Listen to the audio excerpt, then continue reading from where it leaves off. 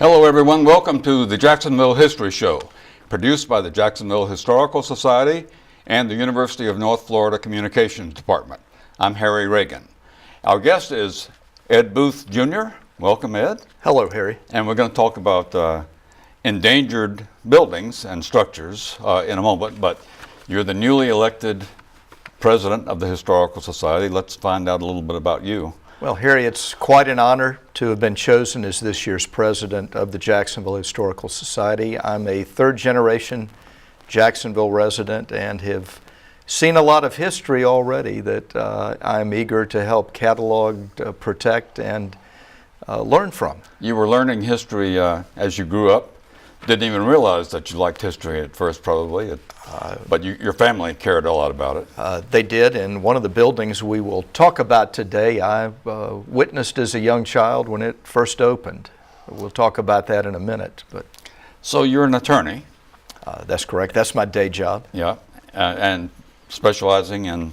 I'm board certified in aviation law and handle a variety of complex litigation matters, primarily from the defense side. Well, one of our challenges as a historical society is to encourage the preservation and hopefully reuse of historic structures.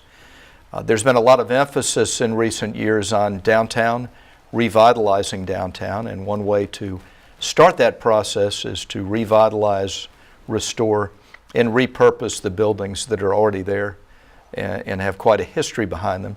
We're going to talk about success stories and works in progress and finally challenges for the future. And there have been some successes. There really have. The poster child for historic preservation downtown is the Florida Theater. Built in 1927, will celebrate its 90th birthday soon.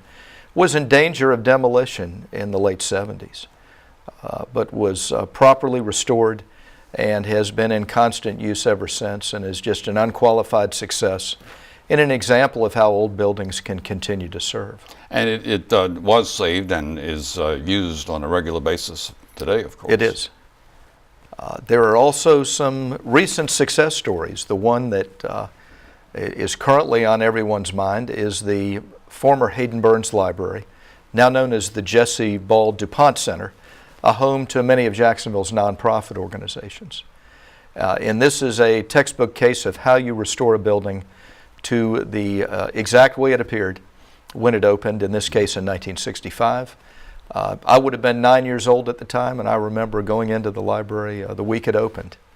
And I am just amazed and pleasantly surprised on how they have recreated the building and made it 50 years young. And it was a big deal because the previous library and libraries were not all that great. This was really a big thing. They weren't. The library before this library was across the street, now the Bedell building. It was one of the original Carnegie libraries.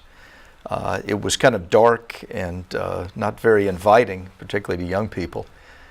This was bright, open, an architectural style that no one had really seen before. And now we look back at and refer to it as a certain chapter of architecture. And it's important in its own right. It is. It looks like what you would have seen at the 1964 World's Fair in New York. It was that type of building. Taylor Hardwick was the architect. Right. He was one of our members for many years. Passed away before this restoration was complete, but he knew it was coming. And so it's an example of historic preservation and reuse of a building similar to its original purpose. There are a number of works in progress that we're going to talk about today. One is the Elena Flats Apartments. These are located across from the First United Methodist Church and the Immaculate Conception Catholic Church in downtown Jacksonville. This is an example of a wooden boarding house built just after the Jacksonville fire, around 1903. And it's one of the few ones that has survived. Former Councilman Bill Bishop and his wife, both architects, have spearheaded the design aspects of this project. And this is under construction as we speak and will emerge in about a year and a half as 4 upscale luxury apartments for people to live downtown.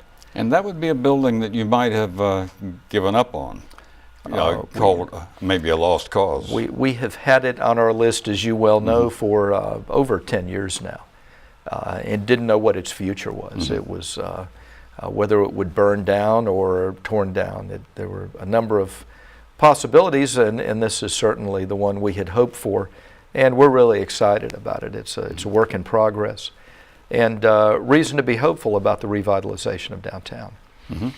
We move next to a major project that I don't think you and I ever envisioned happening, the Guarantee Trust Building.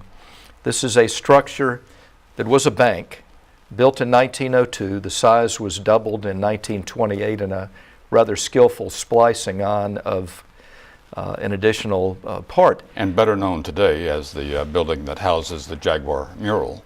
Exactly. Mr. Draper's Jaguar murals, which I understand have been saved, were not part of the demolition, and I'm not sure where they will emerge, but this is a restoration project the likes of which Jacksonville has not seen in a long time, because it involves conversion of this former bank into a restaurant. But due to structural problems, and I mean, Harry, this was a building that everyone had given up on as a lost cause. There were tax certificates out on it. It was sold at a foreclosure sale. No one had any hope for this, and it is being lovingly restored as we speak. By taking it apart brick by brick, they're numbering the bricks, storing them, reconditioning them, and it will be reassembled over a new framework that is being built, which will cure all of the structural problems. But maybe now it's time to talk about some of the challenges that we face with some specific buildings. Riverside Avenue is undergoing a renaissance. The new shopping area, the new apartments, the YMCA is being rebuilt, and there is a small two-story building known as Fire Station Number 5 that sits there in the midst of it. People may wonder what was its history. It was a working fire station at that location. For over 100 years. And you'll see some photographs here of it during its last days as a fire station. But after the Great Fire, Jacksonville clearly had an emphasis on fire safety, and we built a number of new fire stations. This was one of the stations to emerge after the Great Fire. And it served that purpose for over 100 years, and it deserves a second chance. We await someone with the vision to pull that off, but with what is happening in the surrounding area, I think it's going to happen. Could it be moved? I think it could.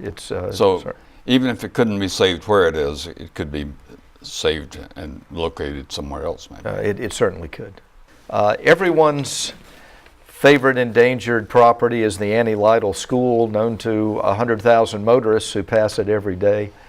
As an interesting structure under the I-95, I-10 ramp system. We have not given up, but the prospects for that would appear bleak. And the ramp system has had a real impact. 3 levels of tractor trailers passing your front window. I don't know that there's much interest, but we'll see. And then finally, on the banks of the St. Johns River, nearly underneath the Matthews Bridge, is the old Ford assembly plant, a red brick warehouse that could easily be used for something like the Riverside Arts Market on a permanent basis. And it is just waiting for some type of redevelopment along those lines. So we're encouraging. Not far from Everbank? Not at all. Yeah. So it is hidden underneath the Matthews Bridge, but at one time they built over 300 Model Ts a day in that auto factory, shipped them mainly to South America. So interesting part of Jacksonville history. And we're not looking at pictures of them, but there have been some other great successes that we would talk about where City Hall is today, the St. James Building. St. James Building, the site of several hotels over the years. And the Prime Osborne Convention Center. That's right. And the Seminole Club next door to the St. James Building has been repurposed as, of all things, a candy factory. And I guess we can take that off of the list now. I think so. Who would have ever imagined that would be that would save the building? So as you say, we don't really count it as a win until it's saved and put to some future use. That's correct. We have an example of that down on Monroe Street, known as Brewster Hospital, which was saved, has been moved no fewer than 4 times. And waiting for something to happen. And was renovated over 10 years ago and has been surrounded by chain link fence, waiting on its next purpose. So you can save a building, but if you don't put it into daily use, you really haven't accomplished your goal. Well, Ed Booth Jr., thank you very much for being with us on the Jacksonville History Show. And that's our show. For more information, call 665-0064 or check our website, jackshistory.org. And until next time, we're history.